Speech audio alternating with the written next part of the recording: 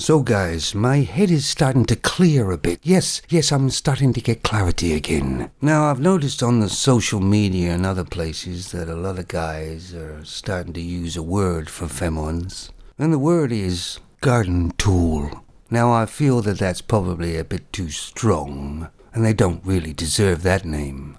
But I kinda get what they actually mean by it. Because when you listen to these modern femons on social media, the way they talk as if they're in some kind of fantasy land. It certainly isn't the real planet we live on. For instance, the wall's been coming for femons since time has begun, and yet hardly any femon prepares for the wall, or even realizes it's actually coming for them. They kind of have this sort of fantasy bubble in their heads where they look down this long, narrow hallway of their own making. And all the doors lead to her.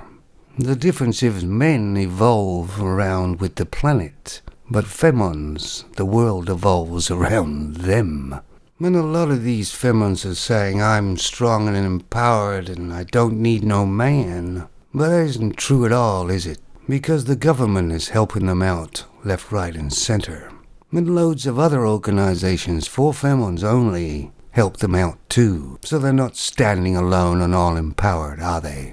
Maybe they are in their heads. It's amazing how the femons have completely got so delusional, and I think it's because they believe their own hype. And whereas many years ago a lot of femons could be unstable, the majority of the modern femons seem to be completely mad as hatters. And I don't understand or know how you young men out there deal with them. Unless you have a degree in psychology. All these self-entitled femons of today want a 6-foot man who's good-looking, fit, and has money. In other words, they're Prince Charming. But most of these femons forget that they don't look like a princess themselves. So the result is there's going to be a lot of disappointed femons who will be living alone with the Cinderella syndrome.